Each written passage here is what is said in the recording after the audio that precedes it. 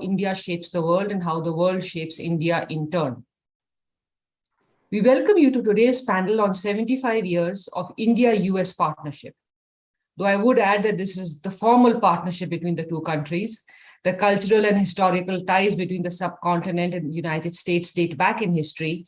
And I'm sure most of you know that the first American consul to India, Benjamin Joy, was appointed in 1792 by President George Washington. Today's panel, however, focuses on the multidimensional bilateral relationship between the world's oldest and the world's largest democracy, and will cover the strategic, commercial, and technological dimensions of the partnership.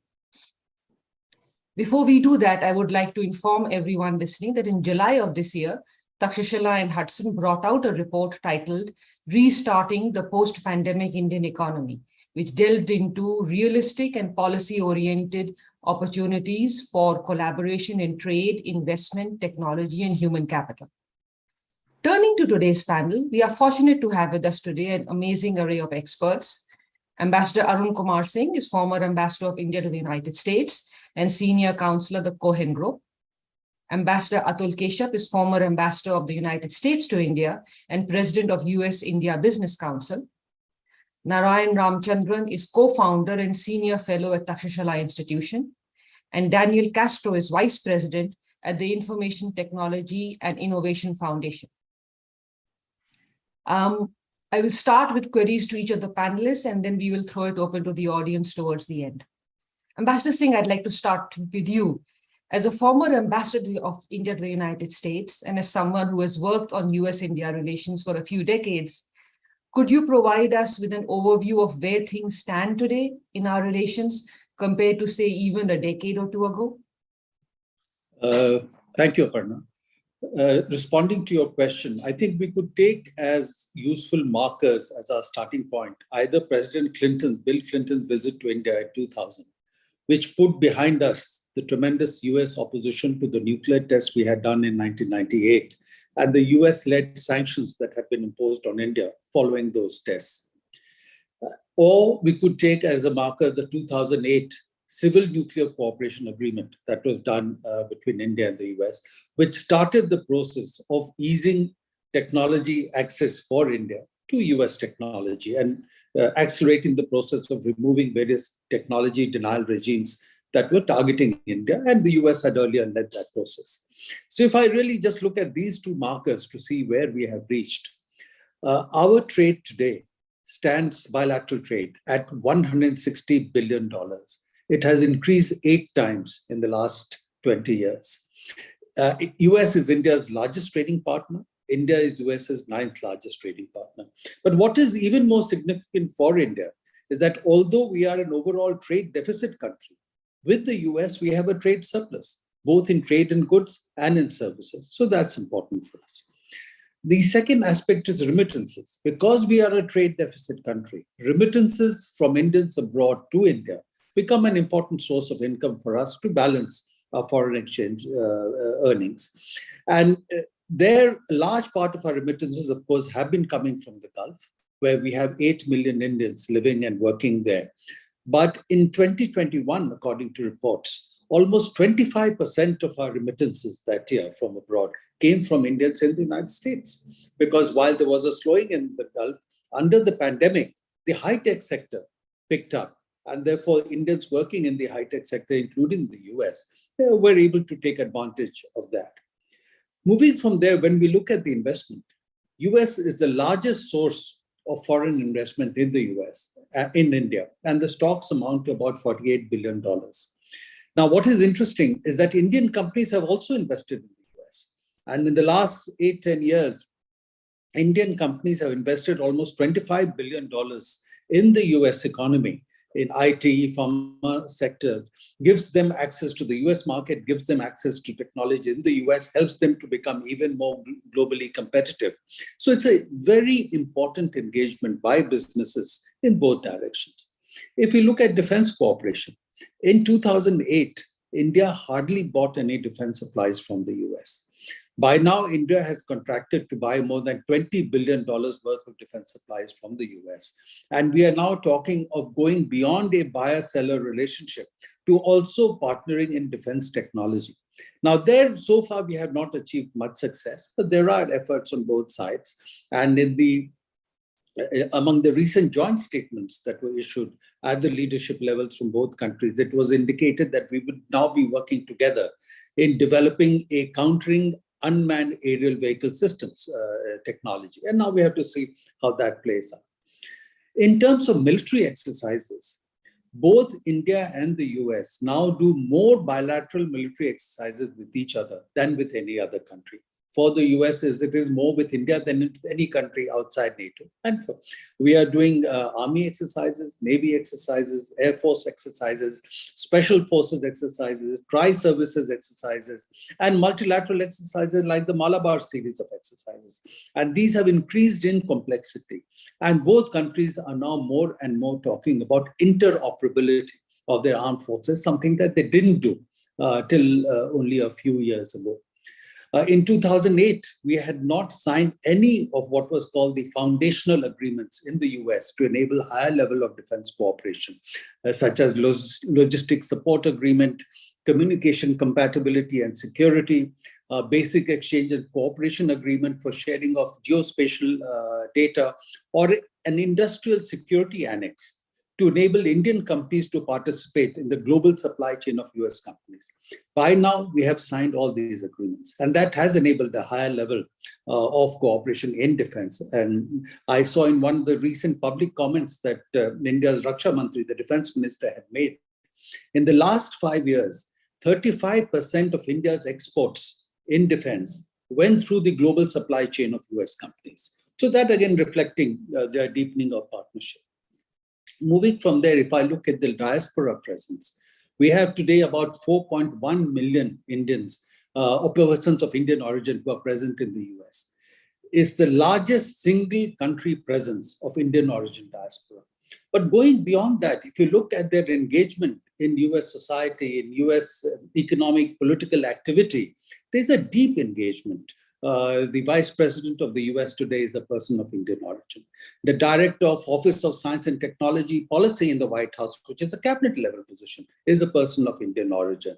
So starting from the time of the Obama administration, I saw an increasing number of people coming into administration at senior positions. And we saw that in the Obama administration, in the Trump administration, now the Biden administration.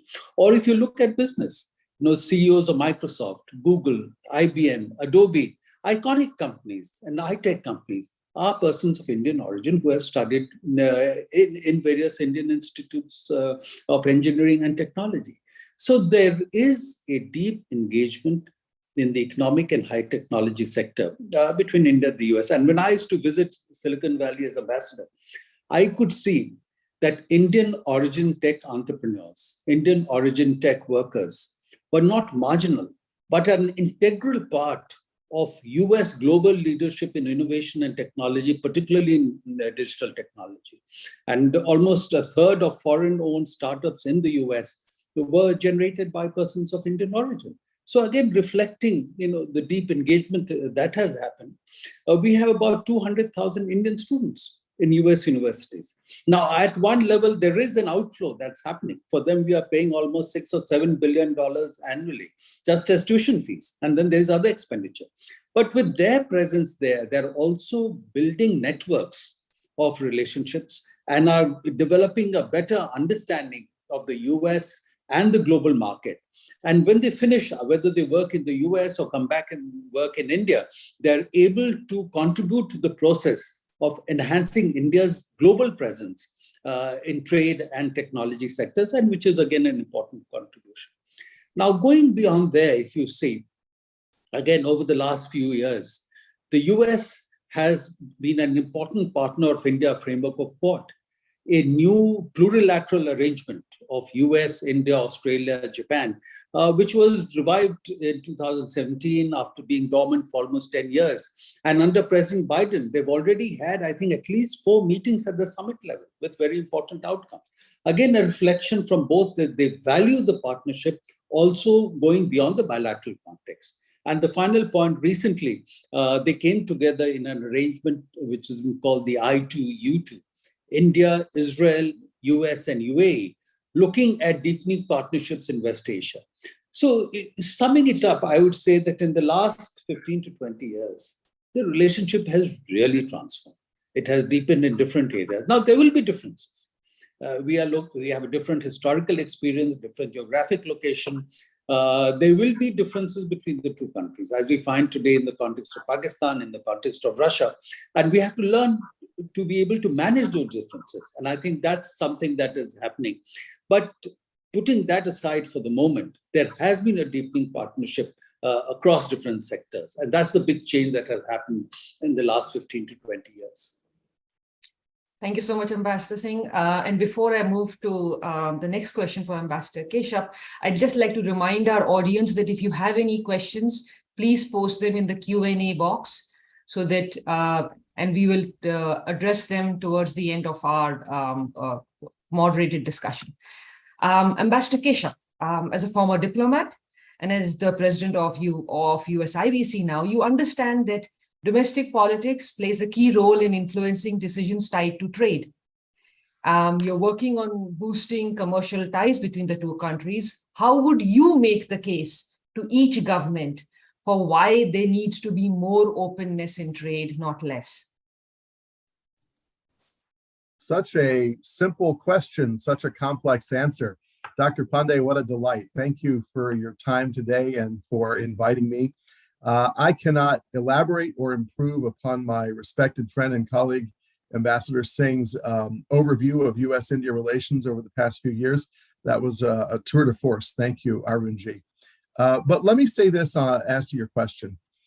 First of all, the key and distinguishing feature of our two countries, America and India, is that we are democracies and that our people are free and they are free to make choices about the destiny of their nations. So if you think about the experience of the past few years, Arunji mentioned how there's been an 8-fold growth in trade. So it's not like we're all resting on our laurels. A lot of good things have happened. But I've articulated a goal in public of the US and India not being merely content with $160 billion in trade every year, but to attain a figure of $500 billion in trade and to do it urgently. Now, how do we go about doing that and why should we do that, to the point of your question? First of all, I'd like to tell a story. We all know how in the depths of our despair in the pandemic, we were in desperate need of personal protective equipment, masks and gloves and things like that. And we were also later on in desperate need of certain pharmaceutical drugs. And in those moments of intense need, the people and government of India came to our aid, generously came to our aid, because we have that deep tie, people-to-people tie, as Ambassador Singh mentioned. And then similarly, when India was in the depths of despair in its worst days of the pandemic, the American people, American business, American society, USIBC, our member companies, the US government rushed to the aid of India in any way that we could, with ventilators, with anything we had, because that is what friends do for one another. And it is what free societies and free people do for one another. Now, I'll contrast this with some of the bitter experiences of the pandemic that we learned the hard way related to personal protective equipment, when the export of that equipment, which was largely, I would say preponderantly located within the PRC, was blocked. And a lot of those companies were owned by American companies. A lot of those factories were owned by American companies. But then because of the blockage, we could not meet the needs of our people. And we had to look to our friends, including prominently India. So this to me argues very heavily for a rethink about how we manage our trade flows, how we manage our investments, how we manage our partnerships as we go forward. I think that it is abundantly clear when you look at the way our companies work with each other, American and Indian, especially the companies that are at the in the leaderboard, the top 10 leaderboard of the digital economy, that our companies increasingly have a blended approach toward each other. Our engineers, our innovators, our researchers, our designers are located in both countries across the great cities and towns of our two countries. And they work in a fusion kind of environment where they work around the clock to bring the goods and services and innovations to humanity. And they do it at a price basis better than anyone else. And so you look at that US-India digital leaderboard, and you realize that our companies have already charted the way forward, and our governments and our societies need to follow. We should view each other, India and the United States, as part of a high trust ecosystem. That in fact, the conditions, the software, if you will, of our societies have allowed our companies to be innovators, to engage in very heavy research, innovation, design, product development, because we exist within a high trust ecosystem. If you look at countries that don't have our software of open and inquisitive academic freedom, that don't have the ability to think freely and to express themselves freely, they don't do as well in innovation. They can throw hundreds of billions of dollars at creating an innovation economy, and they can't do it because the software doesn't work, you know? And in India and in the United States, the software does work. And my appeal would be for us to recognize that we are not only part of a shared high trust ecosystem, and we know which other countries and societies belong within that high trust ecosystem, but that we ought to learn the lessons of the pandemic and focus on taking care of the peace and security and stability and prosperity, well-being, happiness of our people, our free democratic people. You know, here at the US Chamber of Commerce, we believe in the founders' tenets of life, liberty, and the pursuit of happiness. I think that's true of all free people. And so we should look to ensure resilient supply chains. We should look to ensure that the critically important products and materials needed for the happiness, well-being, health of our people exist within free world supply chains where we can trust one another to take care of each other in times of need. And there are no vulnerabilities, there are no pinch points, there are no pain points that could result in another terrible experience like the pandemic. I think it's also increasingly important, especially after my years in government, that we look at ways to protect our technological edge and that we protect our intellectual property, our research, our innovation for the benefit of our peoples and for the world. There has been, frankly, too much theft of these ideas over the years, and we need to work on that. And I think the US and India have a shared purpose in that regard. So there's all kinds of trade innovations that could happen. I recognize the difficulties of politics on trade, both in the WTO and in our respective nations. And I don't need to get into that very much, except to say that there's a lot that government, society, people can do to look toward a more ambitious goal for each other. And so if you look at our digital economy, if you look at our financial services and fintech, if you look at pharma and life sciences, if you look at defense and aerospace, professional services, there is no limit to what the US and India can do together to achieve that $500 billion goal. And I think that as our governments increasingly view each other as being part of a shared high trust ecosystem, then the companies will make business and investment decisions that are reflective of that. And so I'm very positive and very optimistic that we'll get to that 500 billion. We'll get there faster than we might think, regardless of whether we put in or implement a free trade agreement or a digital services agreement. Even if we do limited and discrete things like putting together, and I want to hear from Daniel on this, a high trust data corridor between our two countries, I think it will unlock unprecedented amounts of trade and trade flows and investment in both directions. Aparna, I've talked enough, but I'll say that if you look at American companies investing in India and Indian companies investing in America, they're really looking for the same things. They're looking for highly skilled people who are innovators and dreamers and can imagine the world of tomorrow and the needs of a growing human population. They're looking for protection for their investments, stability, macroeconomic stability, geopolitical stability. They are looking for speedy resolution of disputes in courts or through arbitration. They're looking for a level playing field. They're looking for ease of doing business. And they just want to be left alone to do the work that brings the products to people in ways that are competitive and relevant to make people live happier lives. So I think the US and India have had a moment of realization Ambassador Singh talked about all of the hard times and good times that have happened, all of the immense work we've done on the strategic side of things to get to where we are.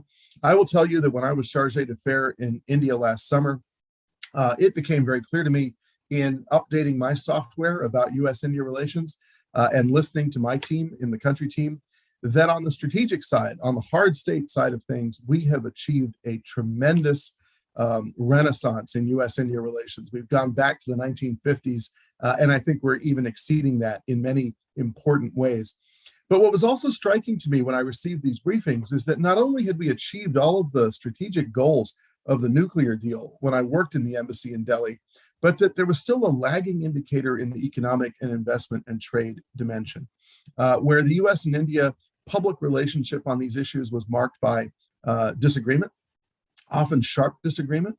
And what I've argued to both countries, privately and publicly, is that a new era has begun. The pandemic has been a harsh master, and that what we need to do now is talk in a collaborative spirit about how the US and India, the world's two leading democracies, will reshape the world for greater prosperity for humanity, working together in collaboration to facilitate the rise of trade and investment between our countries and other countries in the high trust ecosystem to build a free world supply chain that is resilient and can serve our people. And I think that you're seeing a new atmosphere in US-India trade and investment and economic discussions marked by mutual respect.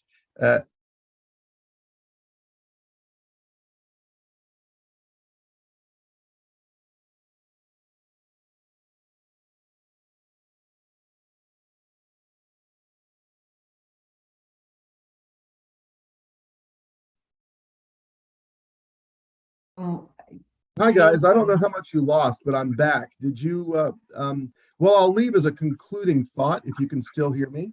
Aparna, you can see me here? Yeah. The Absolutely. concluding thought on this is simply that now that we are nestled for the first time in my professional career in a strategic basket and an economic basket together in the Indo-Pacific, one is the Quad and the other is the Indo-Pacific Economic Framework, I actually have a lot of optimism for what our governments can do together.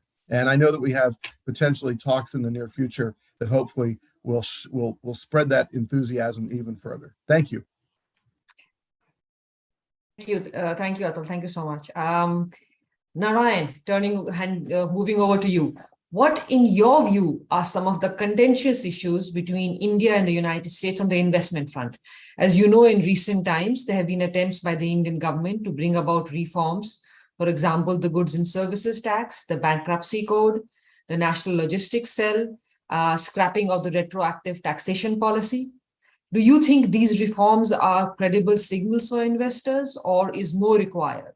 And if yes, what? Thank you, Aparna. I see how skillfully you've tossed the opinion and controversial question to the non-diplomat in the group. So I'm going to have to feel that, but I'm humbled to be in the company of Ambassadors Kashyap and Singh, and also Daniel. I think it's at least the two of them have had a significant role to play in the evolution of our relationship broadly, but specifically also with respect to trade. I will speak about the private sector and economics, but permit me a moment to dwell on the national dialogue, if you will, or between the two countries. I think it's useful to think about the relationship in sort of using the lens of bilateralism, plurilateralism, and multilateralism. And I would offer the following critique. I think in bilateral terms, we have achieved a lot, but just like the economies of India and the US, that is well short of what we could achieve. So the slope is positive, but the degree of the slope leaves much to be desired, purely on the bilateral. On the plurilateral, India has been very cagey about joining regional partnerships and so on, and the US has been very inconsistent. That has not generated a positive sort of vibe on both sides for either or both parties to engage both sides, the bilateralism and the multilateralism from the regional or plurilateral context. I hope both the Quad, which is far more of a geostrategic enterprise, and the IPEF will remedy that to some extent. But at the moment, there's not too much of a not every country forum in which the US and India engage each other. And this is extraordinarily important because, as we know, the nature of global supply chains is really not one country to another directly. It is sort of back and forth between 3 or 4 countries and then gets shipped to the final country. So the global trade value chain requires 4 or 5 countries to be in it in order for you to actually take advantage of, as Nitin, my colleague, told me, plurilateralism or regional trade agreements are required for bilateral trade to flourish. And so I think that's a very important requirement. On the multilateral side, I'm afraid we are in a bit of a jam. This one a little bit more to do with the US than India because of all the dispute resolution side, and there may be the reasons why the US is doing, etc. But the WTO is staring at a bit of a brick wall, and India, one of the beneficiaries of the WTO, would have been one of the big beneficiaries of the WTO system, as China was from, say, 2001, 2002, has found it not a great place to hang out in for a whole variety of reasons, not least the fact that the dispute resolution mechanism is completely broken now. So that's on the between nations side. On the economic side, honestly, I fully agree with Ambassador Keshav. The India-US relationship is among the best, if not the best, in software terms. And here we are using software with the semantic that Ambassador Keshav used it, which is, that glue that makes everything work. And we have it. We have it in people-to-people exchange. We have it in a discussion of this type when we can have it sort of seamlessly. And I would ask you to wear your hat and figure out how many countries can you do this with outside of India and perhaps some Western European countries from the US point of view, right? So it's very, we have the ether in which to conduct this business. And Ambassador Keshav diplomatically left out a time frame. I would say we should, to use the corporate term, set out this big, hairy, audacious goal of 500 billion, but put a 2030 on it and put $1 trillion on 2035. Unless you sort of work backwards from there, and I know these numbers are meaningless because we're still floundering at 150 and we were still at 130 not that long ago. And by the way, just to add sort of a growth rate to what Ambassador Singh said, while we have grown, the CAGR, the growth rate on that has only been 4% over the last 10 years. So it's not impressive. It's better than 1.5% that much trade grows at. But for the most important trade relationship for India, and where India has come from, 11 to 9 to potentially 7 by the end of this decade, from the US point of view, I would say we need to grow way faster than just 4%. And frankly, nothing stopping it. Everything, you can always find reasons for why this is not working or why India's inconsistent duty regime, tariff regime is not helping the cause. But I think there's more than enough goodwill on both sides and enough desire organically for companies to work together that organizations like the USIBC and others really just need to help facilitate and accelerate this activity. Last point about the reforms itself. India, if you will, is in sort of reforms 3.0. Reforms 1.0 was what happened in 91, 92. Reforms 2.0 happened at the turn of the century under the Vajpayee government. In particular, several regulations were promulgated, many of them excellent, that still stand us in good stead today. But Reforms 3.0 has been much more spread out and not big bang in its conception. However, it has incrementally added. I might add, for instance, that India has a value-added tax called GST, And the US in 200 plus years doesn't have one.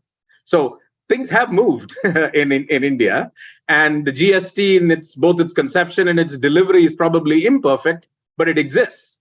The US still operates with a federal and state sales tax regime, even though every economist worth of salt will suggest an indirect value-added tax regime reduces friction in an economy. So there are political compulsions, as Ambassador Kashyap said, on both sides.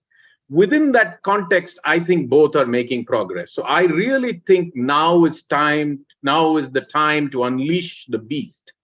And we can do far more with, you want to call it track 2, but we don't even need a track 2, because track 2, 3, and 4 are essentially the software that Ambassador Kashyap was talking about between India and the US.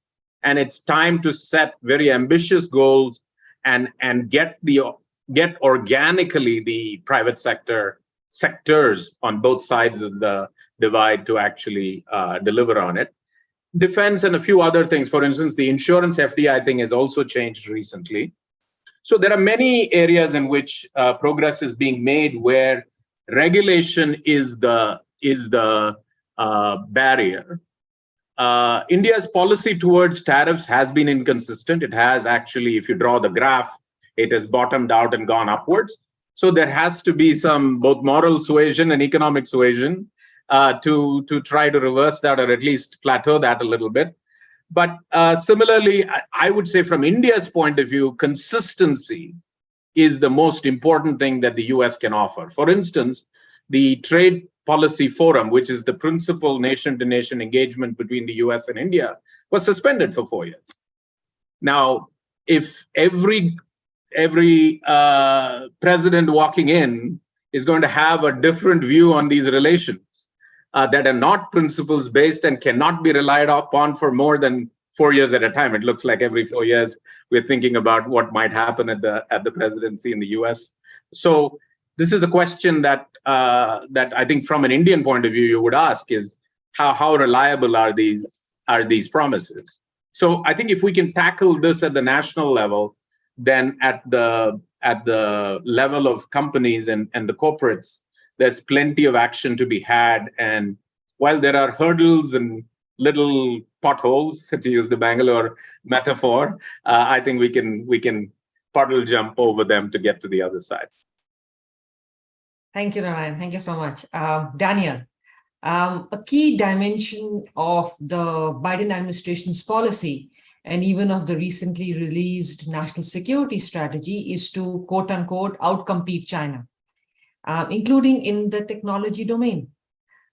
India has undertaken policies to restrict Chinese presence in this field.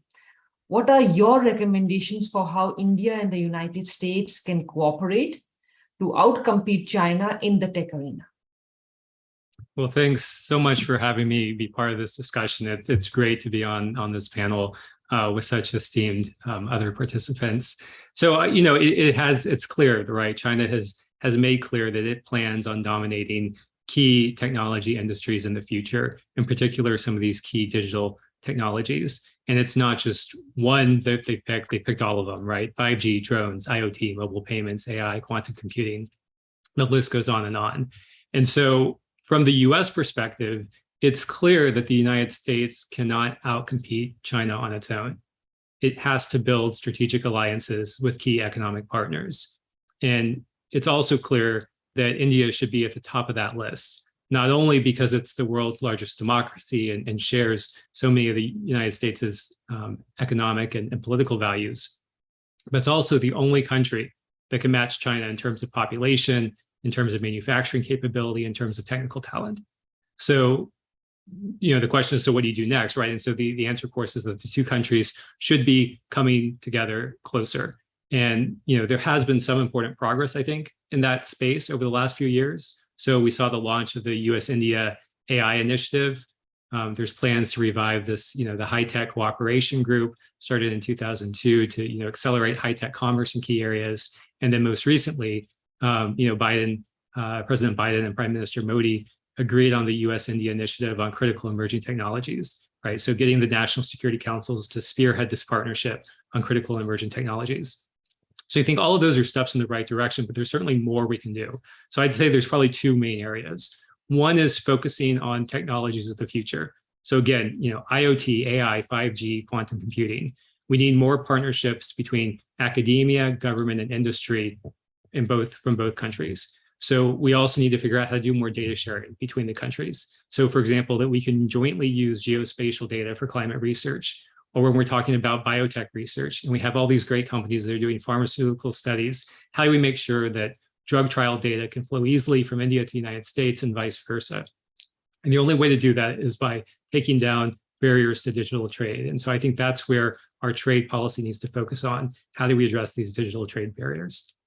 And the second is, we need to actually focus on digitization of our economies. So it's not just about, both of these nations being leaders in developing the technology, but are we deploying smart cities? Are we leading adopters of smart grid, electronic health records, electronic IDs?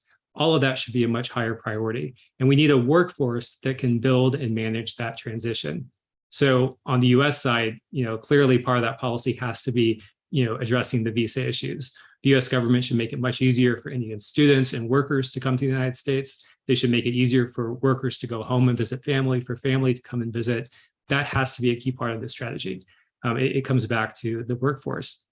Another part of this is around cybersecurity. If we're talking about digitization, cybersecurity has to be a top priority. So we can't have a digital economy that's insecure. And here again, this is where cooperation is essential, not just on the workforce issues, but also sharing information on cyber threats and figuring out how to automate some of the cybersecurity responses. So I guess I'd conclude with one main thought, in that it's important to have the United States and have US policymakers really consider how they view India. I think some view India simply as a big market, or treat it as an essential supplier. And that is a very short-sighted view of a key ally. India is a global player. This means the United States needs to continue to build and improve its relationships and partnerships with this ally. We have similar economic, military, geopolitical interests. So the goal should be, how do we build these closer ties? I really love what the ambassador was saying earlier about talking about a shared high trust environment, right? I think that's a key part of this vision for the future, and how the US should be looking at its relationship with India. I think part of that shared high trust environment is also building a joint innovation ecosystem.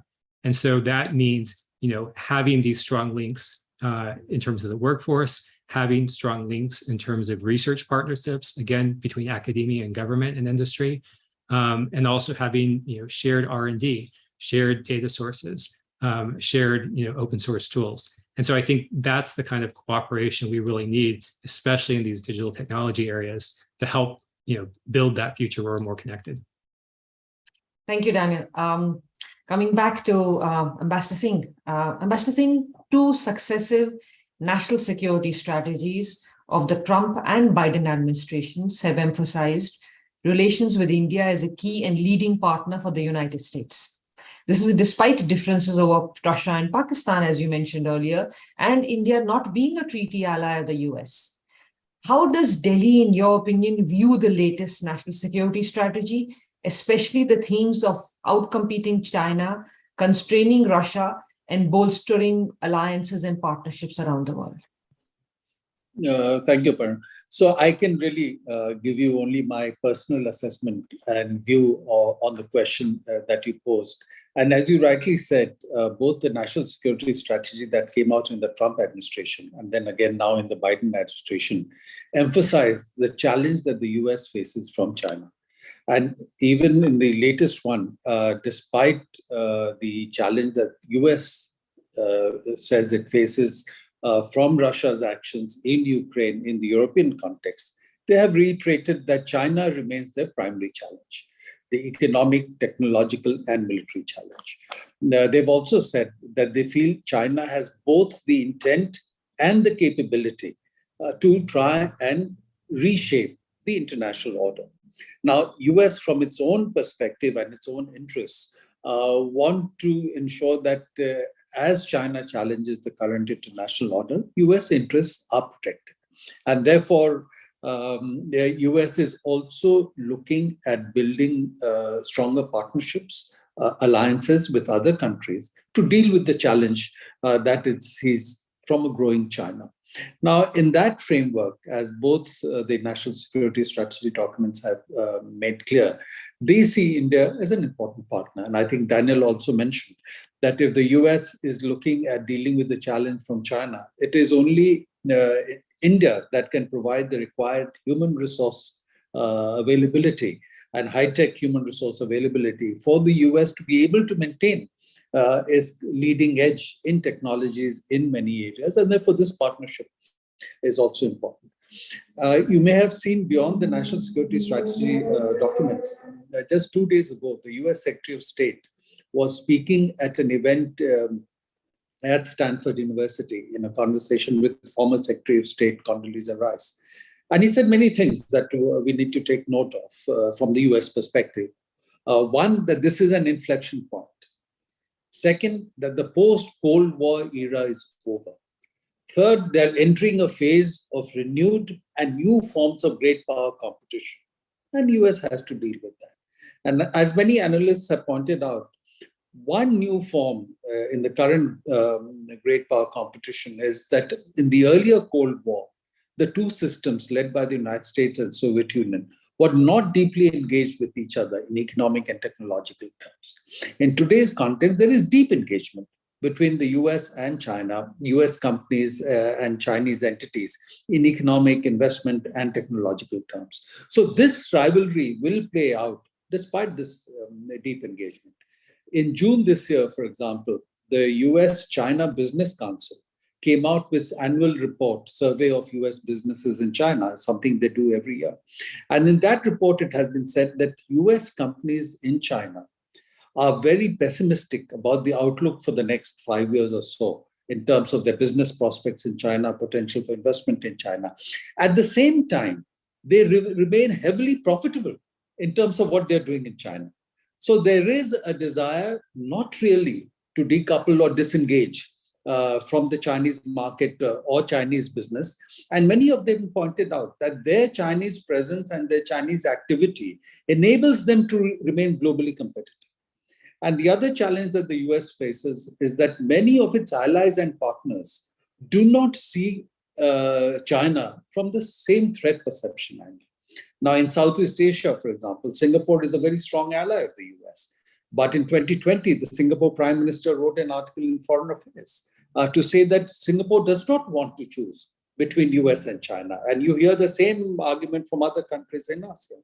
According to a recent Pew Research survey report, while 60% and more of Americans see Russia and China as threats, only 6% of Germans see China as a threat.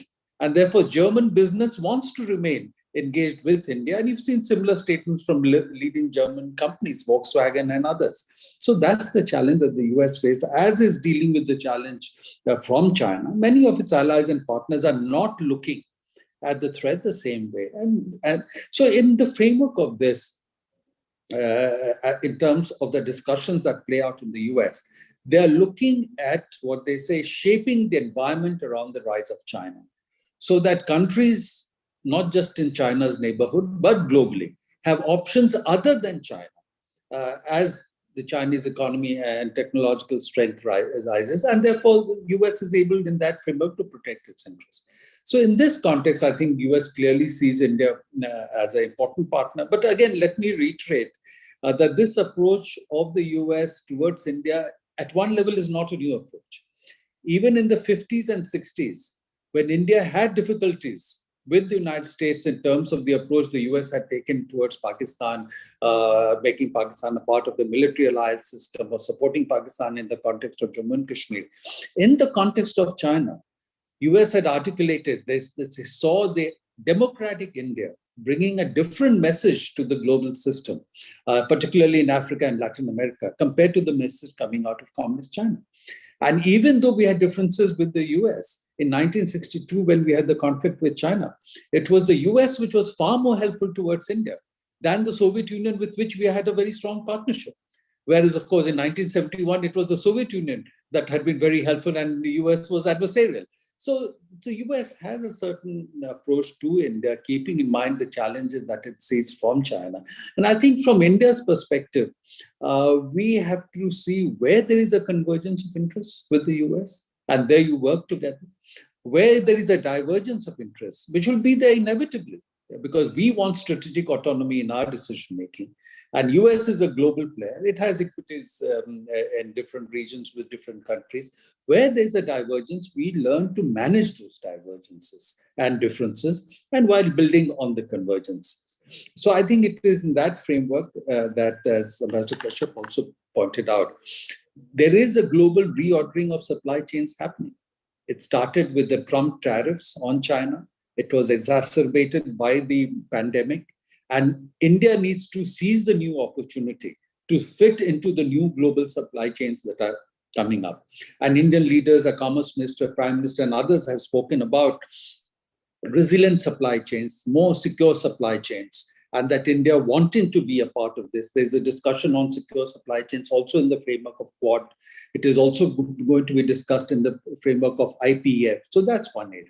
And I think another area that we should look at, what Daniel referred to, is building a new partnership in critical and emerging technologies, because they are going to transform the way we live, the way we work.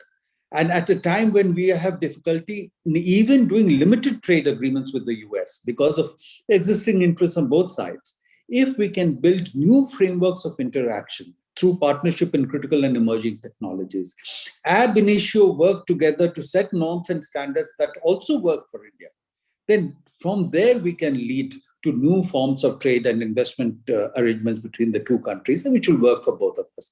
So I think that is the way to go. And I do believe that the technological partnership ferment that is happening in the global context provides new opportunity for India and provides new opportunity for India-US partnership. Thank you. Thank you, Ambassador Singh. Continuing on something you mentioned, I'll turn to Ambassador Kashyap now. If we stick with the theme of the NSS, which talks about seeking to outcompete China, there has been talk of a China +1 business strategy for risk mitigation purposes. Basically, find another country and sort of, will and move to that country and ensure that you protect business. But are American businesses willing to opt for it? A survey that Ambassador Singh mentioned shows that while American businesses are concerned about the next 5 years in China, they are still making profits in China. So are they willing to move out or at least move to another country? And if that is so, what implication does that have for India-US trade? Ambassador Kashyap. Well, Dr. Pandey, first of all, it is always a hard act to follow Ambassador Singh. He gives such great answers. Let me try to offer a little bit of insight. Look, our companies want to be left alone, frankly, to innovate and create products and services that the world wants. And they want to be able to do that in a way that allows them to make profits for their shareholders. And they want consistency, they want predictability, they want protection for their investments, many of which take many years to pay out. And so they're always looking for places where they can do that. Ambassador Singh accurately points out that American companies that have invested so heavily in China over the decades continue to make money in China. So when you look at this notion in the NSS about national security strategy about outcompeting China, you've got to look at it from the private sector perspective, which is, okay, fine. If I can make my product in a more stable, more predictable, more consistent, more protected, and maybe even more profitable way somewhere else, I'll happily go there. But this goes back to the old phrase, if you build it, they will come, right? And I think that what is happening now, as we go into this new era of renewed great power competition, is that countries around the world are realizing they have a moment of opportunity. And whether it's Vietnam or Indonesia or Mexico or even frankly many states in the United States of America, they realize that geostrategic risks are climbing so fast that a lot of companies are factoring that and pricing that into their decision making. So you may not, frankly, be able to outcompete China in terms of cost of manufacture on something, but there may be offsetting geopolitical risks that are factored and priced in going forward. I don't think we've come to a point where companies wholesale are going to lift their existing infrastructure and pick it and take it out of China and go somewhere else. But I do think that companies going forward are going to price in geostrategic risk, and they're going to look to see where their future investments can maybe be more resilient, especially in the post-pandemic era, that they can be more immune from supply chain disruption, more immune from geopolitical risk. You look at all of the policy leadership by the United States on semiconductors, and you can see that in the government, there's already very clear thinking about immunizing our country and our people from that sort of geostrategic, geoeconomic risk. So on this China plus one concept, I think the Indian government has been very attuned and has thought through to a great extent what it takes for India to be an attractive investment destination. Narayan spoke about Reform 3.0. He's right. You know, there is a sweeping element of macroeconomic reform going on in India, accompanied by an absolutely staggering amount of infrastructure transformation across India. And when you talk to Indians, the amount of, sorry, the postman just came, so you'll hear the dog, I apologize. But when you talk to Indians, they have boundless optimism about where their country is going and what it will be in world affairs. You know, people talk about India being a 10, 20, 30 trillion dollar economy. Well, the only way to do that, even for a country as vast and powerful as India, with so many attributes of human talent, is with partners. And Daniel talked about this. You've got to have partners you trust, and you've got to attract high quality investment that helps you be integrated in the global supply chain in a way that also protects your own people and ensures their resilience and their happiness. So I think that for a lot of American companies who look at India, they look at of course, the cost of doing business compared to China or Vietnam or Mexico or Ohio or, you know, Virginia or wherever. They look at the macroeconomic picture, but they look at the geostrategic picture as well. India is very stable. India is a country that shares our software and operating system. India is a country with which most Americans have a natural affinity, and I think that's reciprocated. So it has a lot of advantages over, frankly, places like China right now.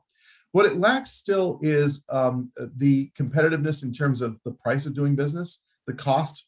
Some of it is logistics. Logistics are much more expensive in India, but the Modi administration is bringing that price down very rapidly. Some of it is, just working in a democracy. It would be true in America. It's true in India. You're not dealing with some autocrat who says, "Yep, there's your green signal. Now do whatever you want." You've got multi-layered government, many stakeholders, many voices. But I think that in India, there's been this transformation of thinking over the past 10 years, 20 years about how states should compete, just like they do in America, for investors, and how government can lean in toward incentivizing big investors to come in and do work in their state or in their area. But this ought to apply to everyone. It ought to apply to the small and medium enterprises as well. What investors are looking for essentially is reassurance. They want their capital, which is the capital of their shareholders, to be invested for 5, 10, 20, 30 years, 50 years in a productive way. If you're going to make a $10 or $20 billion investment, you want to make pretty darn sure that there's a reasonable return on investment that justifies all of that money going in. Predictability, consistency, stability, ease of doing business, rapid arbitration of any disputes that may come up, which inevitably will. These are the things they're looking for. I think the Indian government is tuning itself in many ways that address that need. I think there's a lot of achievement and progress by India in the last few years. And yet India is in a global competition. And so I can't say with a guarantee that American companies are going to come to India and that India will be the leading +1 in the world. What I will say is that in this era of competition for those investment dollars, India is definitely upping its game in ways that I think will be good for India, good for the world, good for US IBC companies, and ideally create more resilience and prosperity for all freedom-loving people. Thank you so much, Ambassador Keshav. Narayan, I'm going to turn to you and maybe ask you a slightly easier question this time. If you look at the trade and investment domain, what are, in your opinion, some of the low-hanging fruits in the short term that can be achieved, and maybe some in the medium or long term? Sure. Yeah. So I'm going to give you 5 quick things. So first, I like Ambassador Singh's and what Ambassador Kashyap expanded on, frame.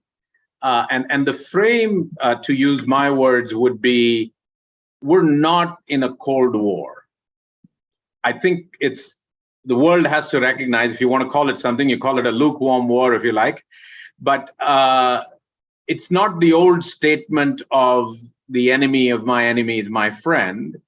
It's got to be the competitor of my competitor can be my occasional friend. And that is the world. We're not going to get a wholesale withdrawal from China. I think that's smoking on both sides of the Atlantic and Pacific if we think we're going to get a wholesale withdrawal from China. There will be, scientific links, there will be technological links, there will be supply chain links, etc. But there will have to be some balancing of that sort of extraordinary tilted relationship that the US had with China for some time. So I think the question of China plus 1 is actually misstated. It is, can it be China plus 5? And I'm picking 5 from the air. You can call it 3 or 4 or 6. And can India play a reasonably leadership role in that plus 4 or 5? Which is back to the whole notion of this plurilateralism that somehow India and US have to find themselves coexisting in it. If you wish, you can call it a conspiracy of the almost democratic, all countries being defined the same way. Yeah. So I think you could say Vietnam, maybe Thailand, maybe India, bunch of countries together, Singapore for sure, sort of taking up the slack, if you will, in a more, because diversification in the true sense of the term, if you ask a finance guy, he will tell you this. If you go from 1 stock to 2 stocks, you're imperfectly diversified. You at least need 20 in the case of portfolios, but here I would say you would need 5 or 6. So first one is the frame, and I would think of this frame as a competition or co-opetition frame rather than an enemy-friend frame. The second is, I think it's super important that we add the word talent. If you ask any economist or trade economist from the past, they will say trade and investments, and then go on to break up that into goods and services. But I think it's super important to add the word talent.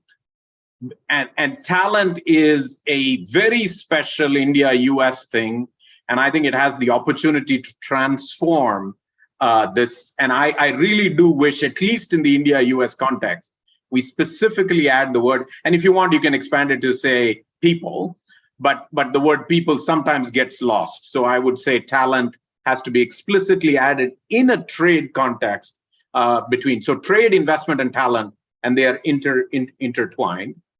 Third, I would repeat what Ambassador Kashyap and I said, which is we need to set out an audacious goal and look backwards rather than incrementally forwards. And so 2030, 500 billion, 2050, 2035 trillion. Fourth, on the how to do this, I don't think there are magic bullets. But I do think there is an approach of small wins that can help both sort of heterogeneous polities to appreciate the potential. So I think we should work on several small wins simultaneously. I think USIBC is already doing some of them. The agreement on critical and emerging technologies could be one such, etc. But we really, and the moment you have a small win, then we should be impatient with our ambition on that, at least that particular little dimension that the win has been scored in. So I would not go for India becomes the free trade champion of the world. It ain't happening. Or that US becomes consistent and believes in a 20-year strategic framework. Not happening. So we might as well go for small wins and deliver those. But when they happen, just accelerate delivery on this.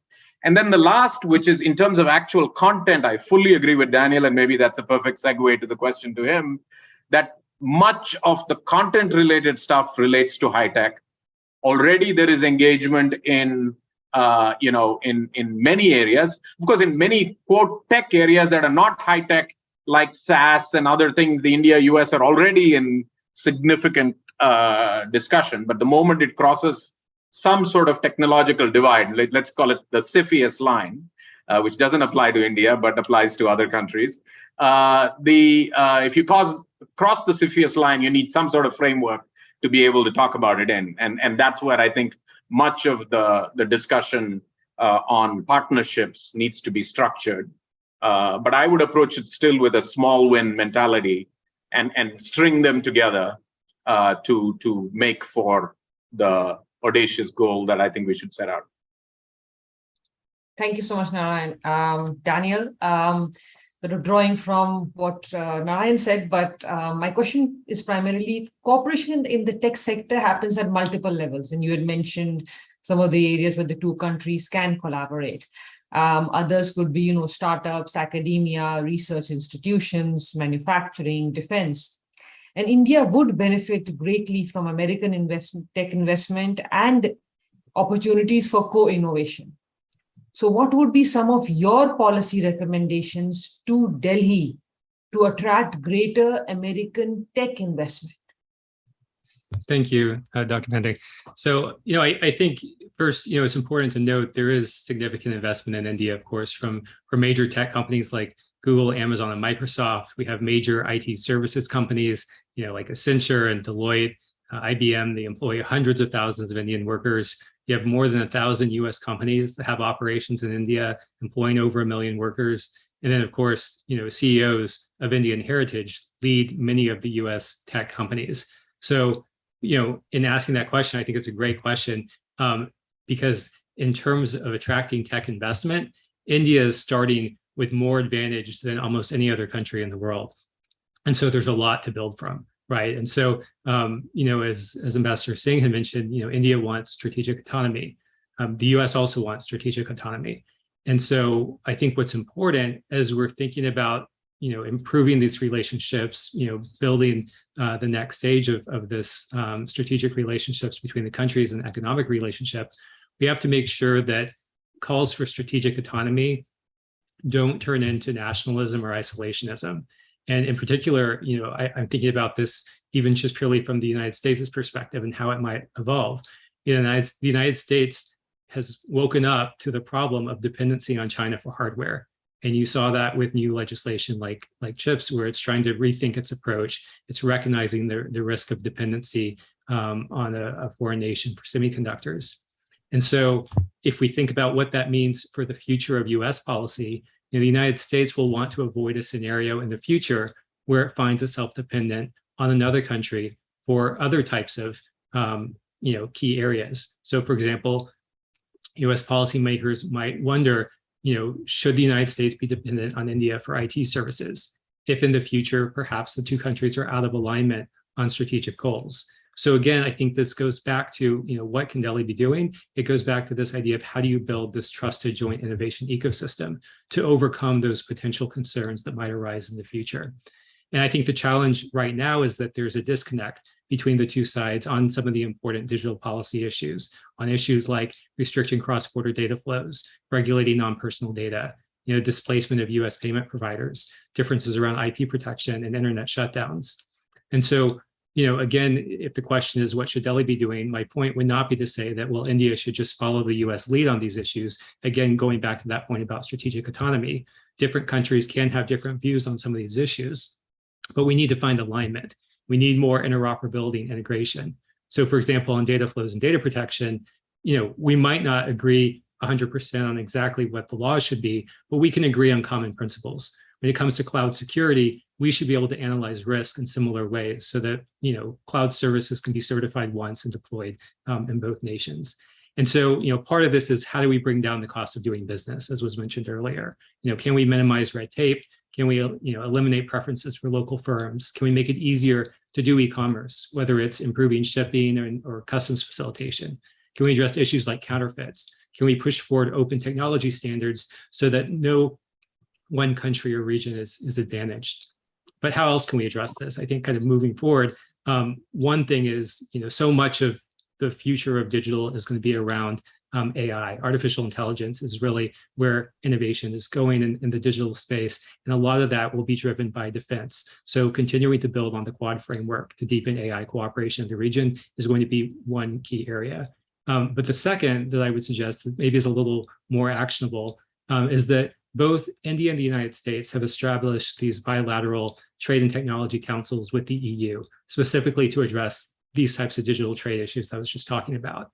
So why don't we see, for example, an India-US Trade and Technology Council to help bring about closer cooperation and encourage more trade reciprocity? I think that's an area where, again, the goal isn't just to make sure that we convince each other exactly what the policy should be, but how do we make sure that we recognize if we want to work together, we need policies that are interoperable in these areas. I think that would reassure a lot of US tech companies that yes, investing in India will pay off for them in the long run. So I'll stop there and really looking forward to this conversation. Thank you so much, Daniel. So we've received a few questions in the Q&A, and I'll try and collate them and sort of, address them to specific panelists where I can. Ambassador Keshav, you get the first question. It's from Nitin. Question is about the Quad and the bubble of trust that has been created in the Indo-Pacific Quad, US, India, Japan, and Australia. And his two questions are, how do we get multilateral trade going with this grouping? And when would be the right time to include other regional economies in this Quad bubble of trust? Well, hello, Nitin. Thank you for the great question. There's a long and tangled tale that leads us to where we are today, right? I don't need to get into the long history of the Quad, which included a stalled out period for several years. I don't need to get into the TPP and all of the long history of plurilateral efforts in the Indo-Pacific. But here we are, India and the United States and other key friends are in the Indo-Pacific Economic Framework. And of course, the four of us are in the Quad. The Quad is really important. I won't attribute who said it, but someone who is in an extremely senior policy position in my government said that the Quad is the most important organization that the United States is part of at this point. And when you think about the future history of the 21st century and the big power struggles that are going to happen, the Quad is really, really important. Now, how do you create a Quad trading initiative? I already talked a little earlier about the very tough politics in my country on trade issues. The politics are tough in all of our countries. We are democracies. There are many voices. There are many opinions. It is very hard to forge a consensus, but this is where leadership comes in. And I would want to pause and pay homage to the memory of Prime Minister Abe Shinzo. It is his thinking and his strategic vision that has led us to this point.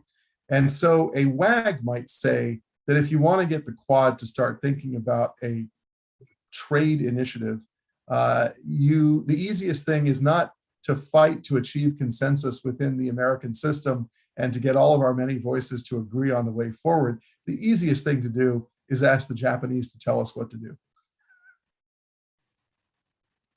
Because we do listen to them, and they have some very, perceptive observations about that region.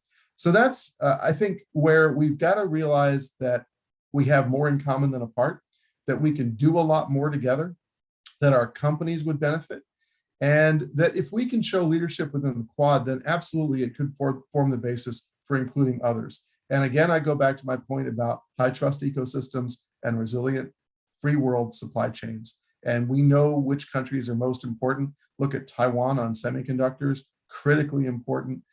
Look at Korea and all of its advanced technologies. It is pretty easy to figure out which countries would fit. But these are very challenging economic times. And, you're looking at pretty profound economic uncertainty in all of the major economies. If you look at the bank fund meetings that just happened, The managers of all these economies are quite nervous about what's going to happen. And so I think the idea of putting together even a more limited plurilateral agreement across the Quad is still politically very tough right now.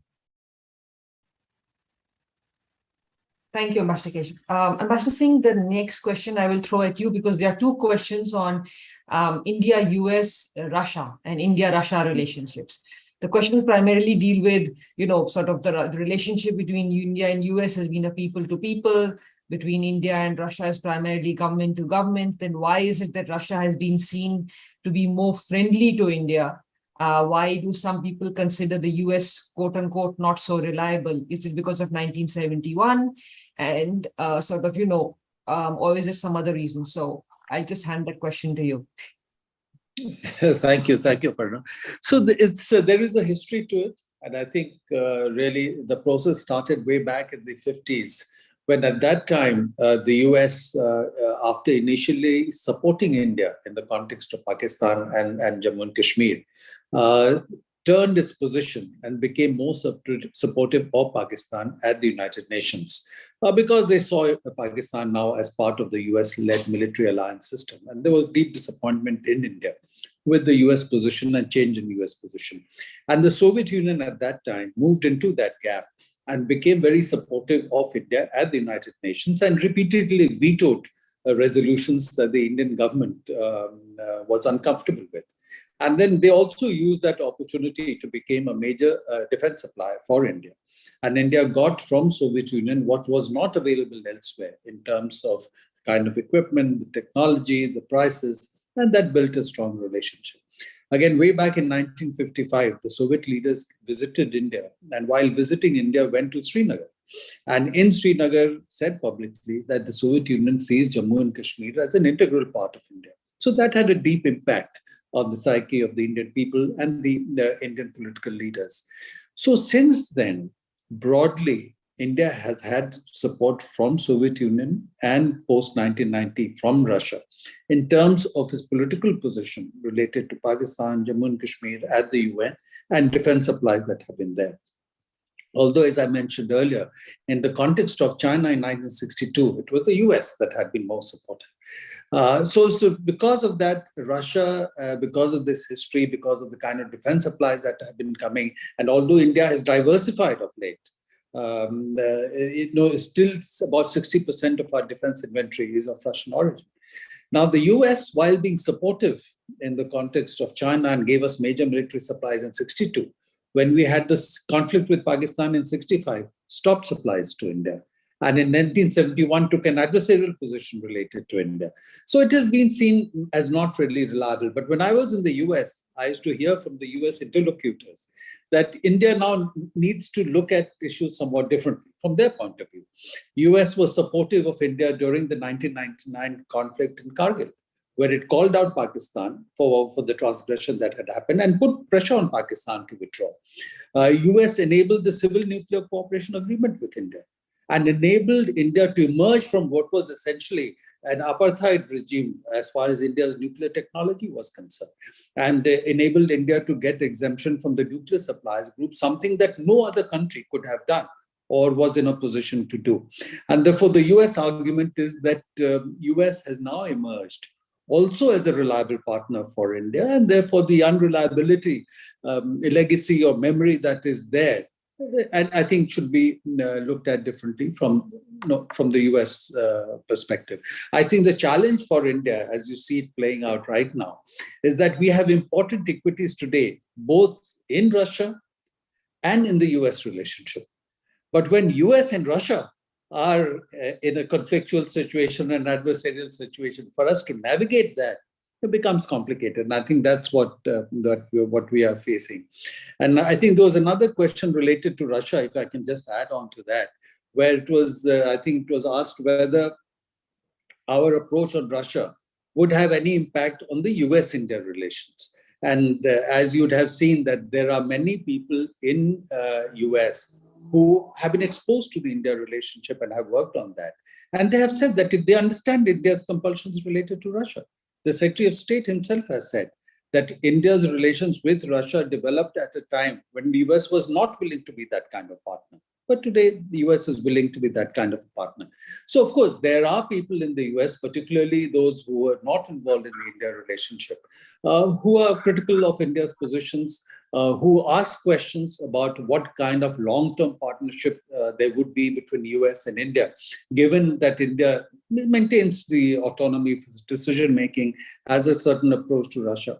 And then you can see in some of the comments that have come out that many of the US high-tech industry who are looking at a China plus one strategy or a non-China strategy would pause for a moment to think about what happens in the future if on Russia there continues to be a major divergence between India and the US. So that's kind of geopolitical hedging that they will need to do in terms of their investment decisions. That's something that that we all need to factor in. So that's how I see things playing out.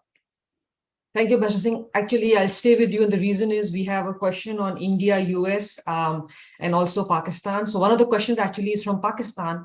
Someone based there has asked a question. The two questions are primarily, how is India going to balance a relationship between US and China, especially when the US-China strategic peer rivalry is going on? And the question from Pakistan primarily is, will India be able to withstand US pressure?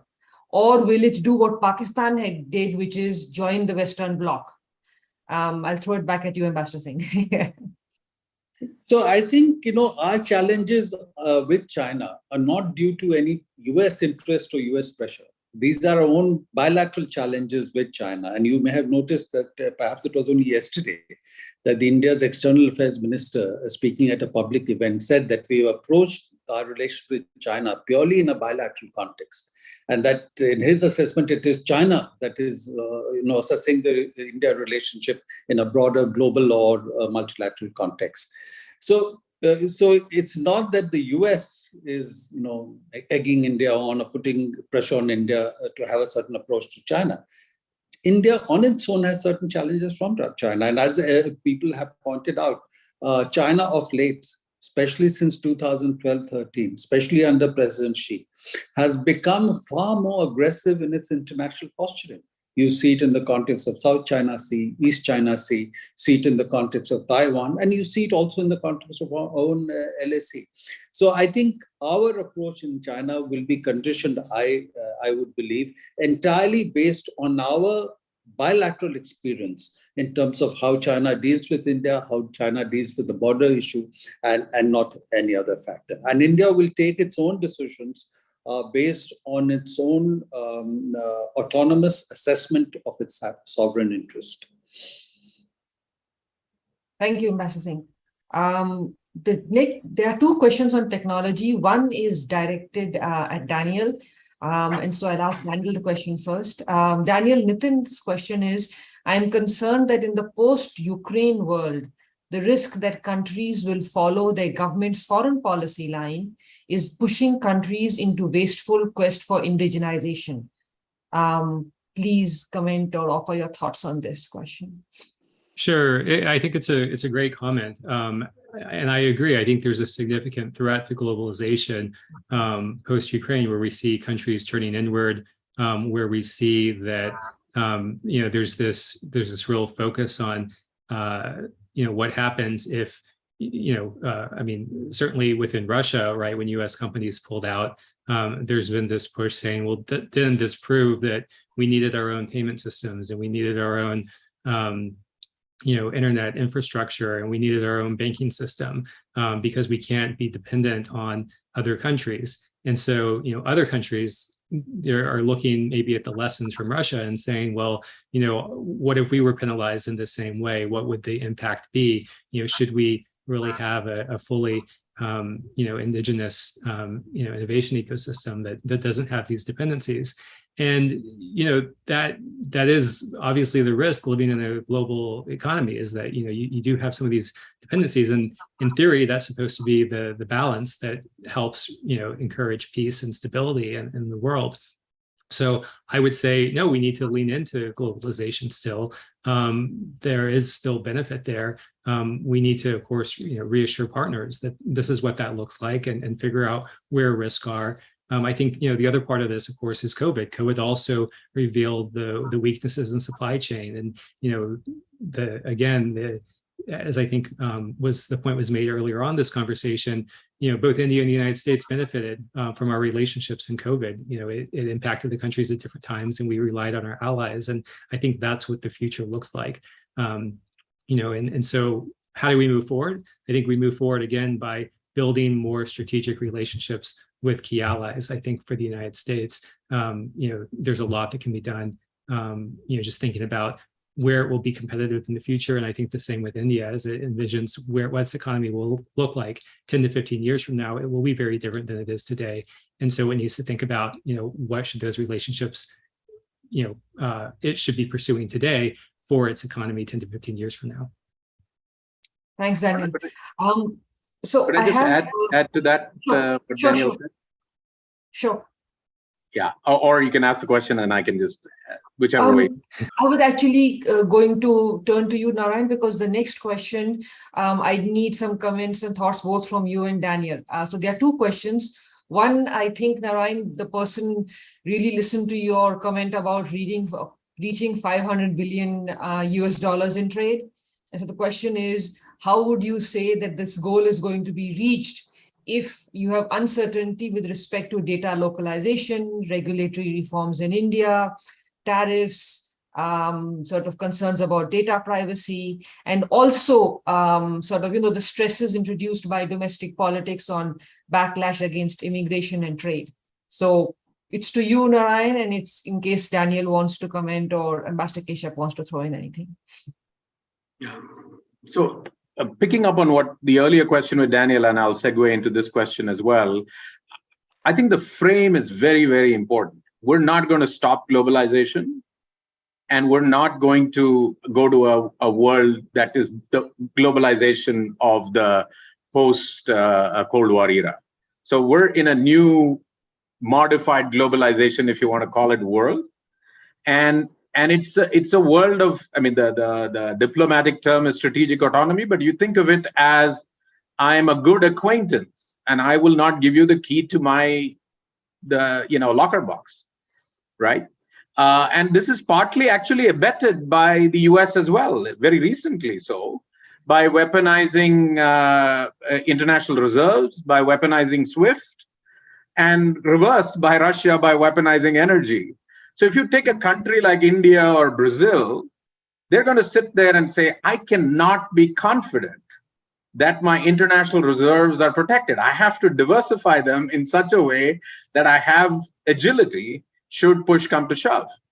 So we're not going to retreat into ourselves, but at the same time, we cannot have the unbridled enthusiasm of an open network that we might have at least entertained briefly in the 90s and early 2000s. So I think everybody needs to grow up fast, but once you recognize this frame, I think you can achieve a fair bit within the context of this sort of acquaintanceship framework, if you like, rather than a friend-enemy framework that might have been more characteristic of the past. So on 500 billion, as I said, I think the most important thing is to achieve it through small wins and use this frame. If there is, the US cannot lecture India on data localization. It's not going to work. As Daniel mentioned himself, every large heterodox country has both domestic compulsions and their own national interest, as is playing out, for instance, with energy, India-Russia, energy, Russia-Germany, energy, Russia-EU, as distinct from Germany, that includes Hungary, etc. Right? So everybody has a slightly different point of view, which they are willing to exercise and defend in that context. And I think that's the nature that the world is evolving to. And data localization in particular is a very, in that context, is a very understandable request for a large country like India or Brazil or any of these big sort of independent countries, that they would want that. And the US dealt fine, not only with data localization, but complete localization when it was China. why not deal with data localization when some country like India asks for it? Some of it is that the private sector is protesting because there is short-term cost, right? It is, how do I disentangle my data from all the servers that I have in Singapore and Ireland and all of that? But, if they finally decide that the business is big enough in India, it's doable over a certain time frame, 6, 9, 12 months, something like that. So I would say if both sides respect the autonomy of the other side, but have the larger goal of improving things as the objective, then you can work together and find a solution to solve some of these challenges. Anybody else? Daniel or Master Keshav, anybody else wants to hop in? Because after that, I'm going to ask the final question, which I don't know which one of you will want to answer. Because it has to do with visas and the long delay in visas and sort of visas for Indians to go to the US. The question primarily is, is it because India has taken an independent national interest approach towards the Russia-Ukraine conflict that there's a long waiting period for obtaining a US visa today by an ordinary Indian citizen? The other question is, many countries have digitalized their visa processing and granting systems. Can the United States also adapt its consular services to a more digitized system, especially for those who have visited US multiple times? Ambassador Keshav, will you like to take up this question? I'm happy to do so, Aparna. Thank you. It's an important set of questions. Let me just say on the data issue, number one, I've made the point in public that given that the US and India are at the top of the leaderboard in the digital economy, we need to make sure that we avoid taking any steps that would drop us into a subordinate position, and that we need to keep the goose that lays the golden eggs continuing to do that. So, there's a whole question about what procedures and laws and regulations will help protect India's vibrant startup ecosystem. And so I leave that for the Indian people to figure out what they want to do. But I just want to make sure we stay on top and that our companies are at the top of the pile. If the US and India frame the rules of the digital economy, we can be sure that human freedom is assured. If others do it, we do not have that assurance. So we've got to get it right. On visas, there are 3 or 4 things that flow into this, and it's a very complicated scenario, but Congress makes the law, and Congress establishes the legal framework by which the State Department and DHS and others do visas. DHS, the Department of Homeland Security, is the repository for implementation of the law, and then the State Department at its embassies around the world does the physical work of visa processing, visa interviewing, etc. So an embassy itself cannot make any changes to law or procedure or staffing or anything else, but that it defer to the law as set by Congress, policy as set by DHS, and implementation as set by the State Department. So the good news in all of this is that there is insanely robust demand for travel to the United States by Indians, for tourism, for studies, for business, for negotiations, for training, for 1,000 reasons why a free people would want to travel to another free country. And that's great. That is fantastic. The rebound after the pandemic is a wonderful, wonderful thing. But when I was in India last year, I was informed by my visa officers that we were down to half staffing because there's a normal attrition of people who rotate out, they go to other assignments or they quit or they do whatever. And because Congress established the visa system around the world as a fee-for-service system, unless fees are coming in, you can't sustain the recruitment pipeline. Now, the recruitment pipeline for a visa officer is 2 years minimum. You have to go through security and medical and training and suitability and so much else before you're deployed. So if the water stops, which is the visa fees, and then for 2 years there's no fees due to the pandemic and very low demand, and then all of a sudden there's an enormous demand but you haven't done anything over 2 years to sustain your recruitment pipeline, all of a sudden you have a very severe staffing crunch. Now, this goes to the other question: can you streamline the procedure? Can you leverage, the digital economy to make it faster? Can you leverage things like India's Aadhaar card to ensure that the person you're talking to on the video screen is that actual human being? Can you innovate in the systems and processes? I think the answer is yes, but for that innovation to take place, the Congress of the United States, elected representatives of the American people, need to give the State Department and DHS the parameters in which to do that. And often that is done in legislation based on the Immigration and Naturalization Act. And then DHS and state and NSC and all the people who look at our immigration system need to rationalize those procedures. And then an embassy can be given guidance on how to do that. And so there are band-aids, however. You can move visa officers from around the world into India to address the backlog. The problem is it creates a problem elsewhere. The backlog in India is serious and it is growing. But then, I'm hearing that this backlog issue is affecting many embassies around the world and many countries. So this is something where we as Americans need to accept the happy news that millions of people around the world want to come to America. They want to come to Disneyland. They want to come for business or training or negotiations or studies. That's a great thing. And so my appeal to my fellow countrymen and women is, let's fix it. Let's have a can-do attitude. Let's get on this. Let's make sure people can come for all the reasons Daniel said earlier. It is essential to a prosperous, advanced economy that the best and brightest of all the world come to us, learn from us, we learn from them, and it helps the entire world. So I'm confident that if we're pragmatic, we can fix it, but we need to fix it right away because people cannot wait a year and a half merely for an interview.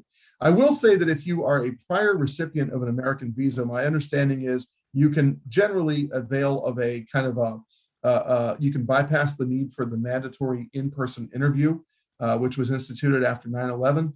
And so it's an easier renewal process.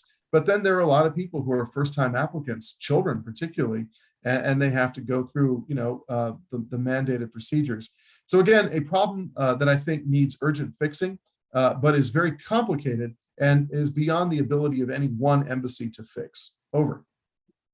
Thank you so much, Ambassador Keshav, for the detailed response. It's really helpful for everyone who's listening and for all those who will hopefully watch our video later on. I'd like to thank each one of you, Ambassador Singh, Ambassador Keshav, Narayan, and Daniel, for participating, for your excellent comments, conversation. I'd like to thank the audience, all the people who joined us. And I'd like to once again remind everyone that Takshashila and Hudson had a report, Rethinking the Post-Pandemic Indian Economy, and to go and check it out on our websites. Thank you, everyone. Have a nice day, and hopefully we can do this again. Thank you. Thank you. Thank you, Aparna. Thank you.